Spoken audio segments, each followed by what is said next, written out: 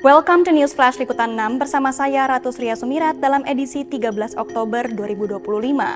Menteri Keuangan Purbaya Yudi Sadewa melakukan inspeksi mendadak di Posko Bea Cukai Pelabuhan Tanjung Priok, Jakarta Utara.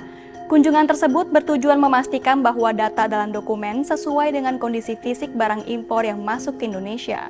Selanjutnya, Donald Trump tiba di Israel untuk menandai dimulainya kesepakatan gencatan senjata. Sebelumnya, Hamas menyebut akan melepas 20 sandera Israel dengan imbalan 1.900 tahanan Palestina untuk ikut dibebaskan. Menteri Keuangan Purbaya Yudi Sadewa melakukan inspeksi mendadak atau sidak ke Posko Bea Cukai di kawasan Pelabuhan Tanjung Priok, Jakarta Utara pada Senin 13 Oktober 2025. Sidak dilakukan untuk memastikan kesesuaian data dokumen dengan isi fisik barang impor yang masuk ke Indonesia. Purbaya tiba di lokasi sekitar pukul 10.30 waktu Indonesia Barat dan langsung meninjau salah satu kontainer dari Cina. Dalam kesempatan itu, ia mendatangi petugas Bea Cukai yang sedang bertugas untuk melakukan pengecekan secara acak. Menurut Purbaya, sidak ini bukan hanya untuk memastikan kelancaran arus barang impor, tetapi juga sebagai bentuk pengawasan agar petugas Bea Cukai tetap bekerja dengan hati-hati dan transparan. Purbaya juga menyebut bahwa kegiatan pengawasan langsung ini akan dilakukan lebih sering. Paling cepat bisa sehari. Sudah selesai jadi. Bagaimana lagi? Siap, nanti setelah itu. Karena untuk pengambilan barang contohnya 23 karung itu. Masing-masing ya. Masing-masing Tak diambil. Enggak, dari Maret 60 23 Pak. Dari Dirjen 24 tahun 2024. Jadi ada bukan lagi persennya. Bukan lah. Apa dari Maret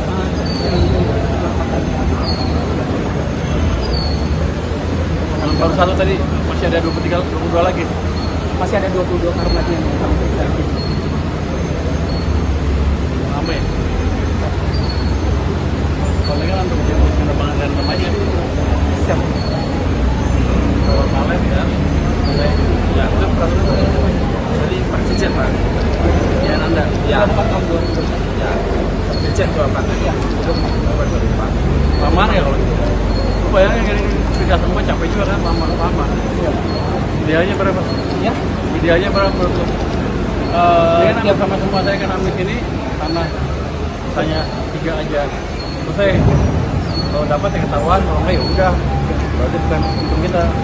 Tapi kan jadi nggak bertele-tele. Anda usul berapa kalau ini? Ya Pak.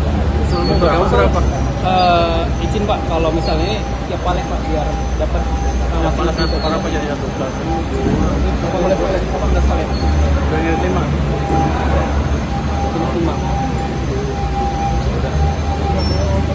Ya sampai deh tadi sini siapa? Mungkin repot 23 ramai juga tuh. Ya. Mungkin juga kalau saya sih nggak siapa ada berapa palet sebenarnya? Ada berapa palet nih? 18. 18 palet. 18.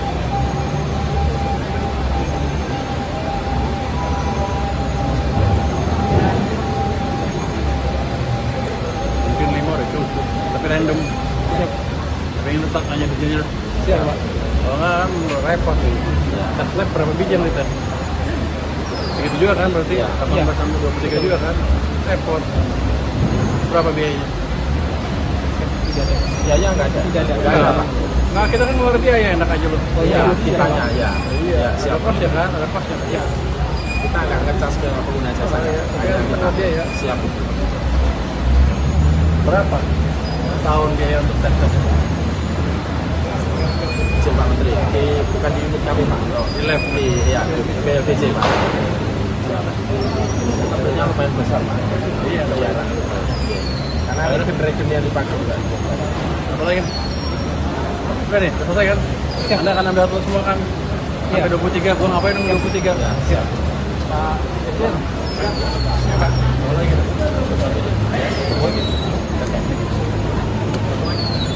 Saya mau berkenan melihat CR Pak. Satu cukup ya? Cukup lah. Nanti kapan-kapan datang lagi ya, datang lagi. Sepertinya nih nggak masalah nih. Sepertinya ya nih.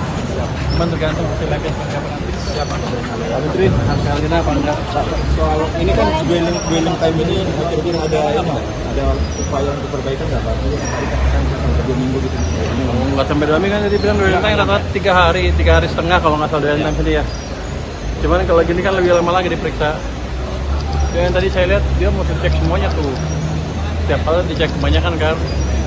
Nanti saya cek kalau model begini bisa nggak 20% atau 30% aja dites. Kalau semuanya kan lama dan biayanya besar juga. Menteri terkait dengan masuknya keluhan dari dunia usaha bahwa dia ada biaya-biaya di pelabuhan yang membuat ekonomi pos itu kira-kira upaya seperti apa untuk bisa menekan itu? Laporan tuh susah, kadang-kadang betul, kadang-kadang salah. Tapi ya, saya akan ini buka channel langsung ke menteri, jadi mereka bisa ngadu ke situ untuk biaya cukai dan pajak. 2 nomor handphone dan nomor WA bisa mungkin besok akan saya launching. Pak, bakal ada pengetatan Pak? Kalau videonya tuh Nggak ada.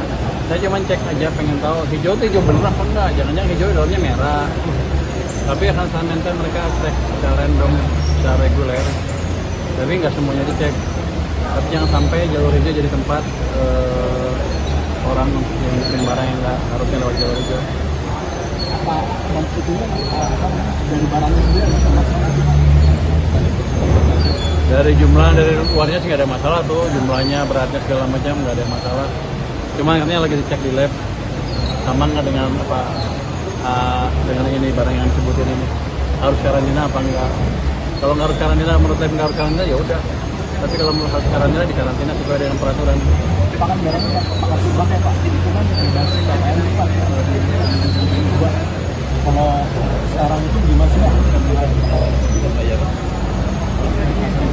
Kalau di sini PPN-nya 100. PPN-nya bayar. 10 bayar PPN-nya nih. PPH juga bayar barang ini. Ini bukan ini vitamin kayaknya campuran pangan, bukan pangan doang. Buat lebih meningkatkan kualitas pangan ya kelihatannya sih. Saya baca di sini ya. Beratnya berapa? 14 ton. Nilainya? Nilainya itu 1.247.744.400 rupiah. Tapi kayaknya sih oke, nggak masalah. Yang penting kan saya cek seperti ini, jadi orang-orang tahu setiap saat saya bisa datang. Jadi mereka hati-hati. Ini akan lebih rutin Pak ya, sidak-sidak yang sebelumnya Pak ya. Kalau lagi nggak ada kerjaan. Tapi saya akan lebih rutin.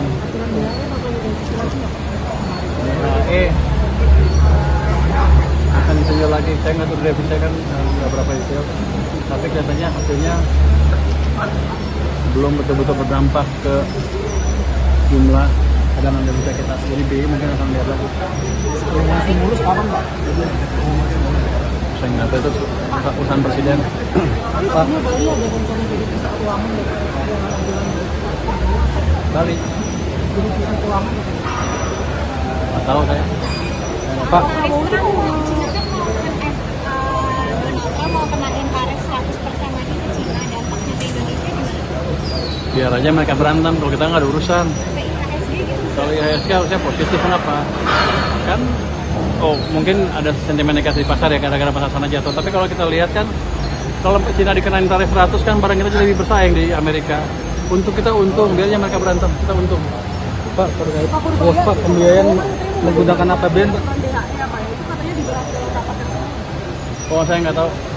Bukan Bapak ikut juga? Ikut, tapi kayaknya nggak dengar. Arahannya apa Pak? Arahannya apa Pak? Arahannya mereka kan diskusinya lagi, saya nggak juga ini. Pak, Biar nanti Pak Presiden ngumumin, saya nggak ngerti itu. Pak Put terkait bos Pak ya pembiayaan menggunakan APBN Pak. Enak aja dulu. Terkait bos Pak. Apa? Pembayaran menggunakan APBN. Ya. Oh, saya nggak tahu, katanya itu kan UAS sudah dikelola oleh Danantara kan. Danantara udah ngambil 80 triliun lebih dividen dari BUMN. Harusnya mereka beres dari situ aja. Presiden Amerika Serikat Donald Trump tiba di Tel Aviv, Israel untuk menandai dimulainya kesepakatan gencatan senjata antara Israel dan Hamas. Trump disambut langsung oleh Perdana Menteri Israel Benjamin Netanyahu setibanya di landasan. Keduanya terlihat melakukan perbincangan singkat sebelum Trump melanjutkan agenda pertemuannya bersama para pejabat tinggi Israel. Kunjungan ini terjadi di tengah momentum penting ketika Hamas mulai membebaskan sandera warga Israel sebagai bagian dari kesepakatan awal yang difasilitasi oleh Amerika Serikat dan sejumlah negara mediator. Menurut laporan resmi, 7 sandera pertama telah dibebaskan dan tengah menyeberang menuju wilayah Israel. Mereka akan dibawa ke pangkalan militer untuk bertemu keluarga masing-masing sebelum menjalani pemeriksaan medis di rumah sakit.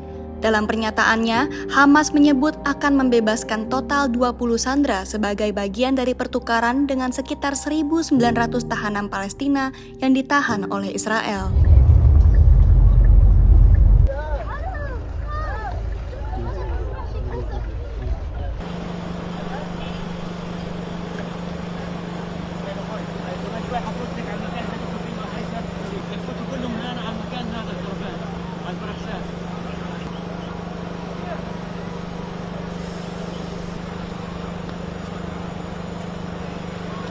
I don't know about the Riviera for a while because you take a look at what you have. You have to get people taken care of first, but it's going to start really essentially immediately. I mean, they're going to have to start by removing a lot of the structures that you see that are down to the ground. I mean, it's blasted. This is like a demolition site. Almost the entire site is.